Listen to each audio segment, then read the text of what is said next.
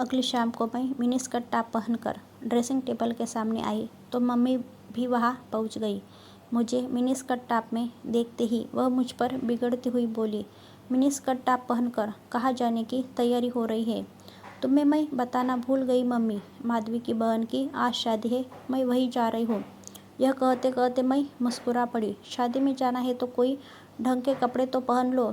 Mummy यह कहते कहते गुस्सा हो गई। तो क्या यह कपड़ा बेढंग है? तुम भी मम्मी हद करती हो। मैं तो इसे ही पहनकर जाऊंगी, मैंने झिड़कते हुए जवाब दिया। न जाने तुम्हें समझ कब आएगी, कोई देखेगा तो क्या सोचेगा? क्या तुम अपना प्रदर्शन करने जा रही हो? मम्मी के यह कहते ही मेरा मूड खराब हो गया। मैं उसे आंखें दिखाते हुए बोली, कोई देखेगा तो अपनी आंखों से ही न मुझे लूट या खा तो नहीं लेगा। मैं अगर सच बोल दूंगी तो। मैं यह कहते कहते अचानक ही चुप हो गई। मैंने देखा मम्मी का चेहरा सफ़ेद पड़ गया था। उसके चेहरे पर फैला गुस्सा सिमट कर गायब हो गया था। वह नरम पड़ते हुए बोली, तुम तो बेवजह ही नाराज हो गई बेटी। मम्मी एकदम से ही बदल गई। मैं चुपचाप दरवाजे से बाहर हो गई। रास्ते पर मैं यही सोचती रही, इंसान की कमजोरी जब उजागर हो जाती है तो वह कितना निर्बल पड़ जाता है। अपनी संतान से भी हर पल दबकर रहने लगता है। मम्मी की स्थिति कुछ ऐसे ही है। मम्मी की ही क्यों, जिनके भी भेद खुल जाते हैं उनकी स्थिति ऐसी ही हो जाती है। वे दब्बू और कमज़ोर बन जाते हैं। तभी माधवी का घर आ गया। दरवाजे पर ही देव खड़ा था। मैं सहम कर खड़ी हो गई। देव के छेड़ने छाड़ने की आदत से मैं काफ़ी डर गई थी। इतने में ही वह हंसकर बोला, आज तो मैं नहीं छेड़ूंगा। वह भला क्यों? तुम इतने शरीफ कब से बन गए? मैं यह कहती हुई दरवाजे में आई तो बिजली की रोशनी में मेरा ही नहीं उसका भी चेहरा दमक उठा। देव मेरे हाथों को सहलाते हुए बोला, तुम्हें छेड़कर मुझे तुम्हें खोना है क्या? मैं अचानक ही मुस्कुरा पड़ी। मर्दानी भाव के स्पर्श का लाजवाब स्वाद तो मैं कब का चख चुकी थी। देव के हाथों का स्पर्श पाते ही मैं भीतर ही भीतर सिहर उठी। देव को शायद मेरी मनस्थिति का अनुमान नहीं था। तभी माधवी कुछ दूर खड़ी नजर आई। मैं उससे अपना हाथ छुड़ाकर वहाँ चली गई जहाँ माधवी खड़ी थी। मुझे देखते ही माधवी चहक पड़ी। मैंने तो सोचा था कि तू आएगी ही नहीं। इस बीच उसकी माँ ने उसको आवाज़ देकर अपने पास बुला लिया। मैं वहाँ से सीधी ड्राइंग रूम में आ गई। फिर अचानक ही मेरे दिमाग में आया कि क्यों ना मैं नाखून पॉलिश कर लूँ। सामने ही ड्रेसिंग टेबल पर नाखून पॉलिश की शीशी रखी हुई थी। मैं ड्रेसिंग टेबल की ओर बढ़ गई। तभी मेरी एक हल्की सी चीख निकल गई। न जाने देव वहाँ अचानक हाथ से प्रकट हो गया। वह मेरी चीख सुनकर काफ़ी घबराया हुआ था। जब बात उसकी समझ में नहीं आई तो वह बोला, क्या हुआ? मेरे पाँव में शीशे का टुकड़ा चुभ गया था। देखते ही देखते खून से मेरा पाँव लथपथ हो गया। देव गुस्से से बड़बड़ाया, ये माधवी की बच्ची पागल हो गई है, कांच का गिलास भी तोड़ गई और यूं ही छोड़ भी गई। यह कहते कहते उसने मुझे अपनी गोद में उठाकर पलंग पर बैठा दिया और रुई में डेटॉल लेकर जहाँ कांच चुभा था वहाँ रुई का फावा रख दिया। कांच मामूली ही चुभा था। मैं सोचने लगी, क्या देव मुझे उतनी ही खुशी दे सकता है जितना उस युवक ने उस रात दिया था? वैसे देव मुझ पर मुग्ध तो है।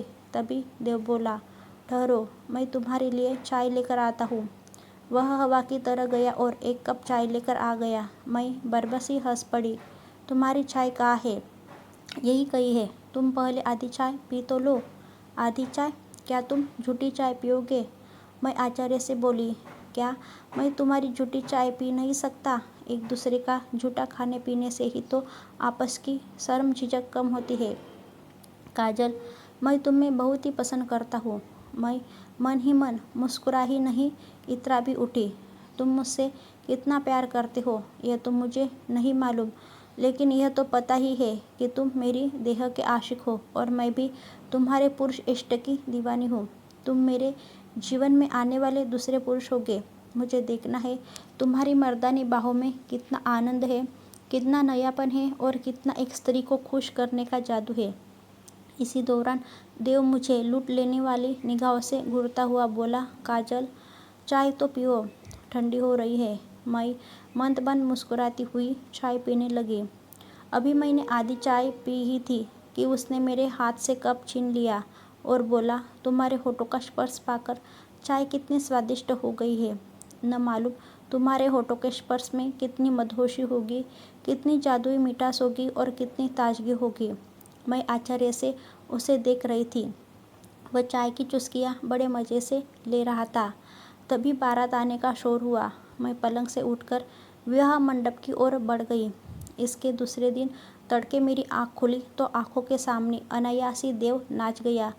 मैं देव के पुरुषोचित सौंदर्य से खेलना चाहती थी। मर्दांगी नहीं होती, बल्कि स्त्रियों में भी स्त्रीत्व होता है जो मर्दांगी से कहीं गुना अधिक शक्तिशाली, विस्फोटक, ज्वलनशील, जोशीला और आश्चर्यजनक होता है।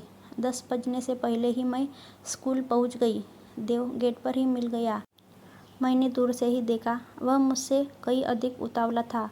मेरे नज़दीक आते ही वह बोला, माधवी बीमार है, उसने तुम्हें घर पर बुलाया है। मैं माधवी की बीमार होने की बात सुनकर चिंतित ही उठी। कहीं माधवी को उसके पापा ने रोशन को लेकर बुरा भला तो नहीं कहा है। मैं यह सोचती ही देव के साथ उसके घर के लिए चल दी।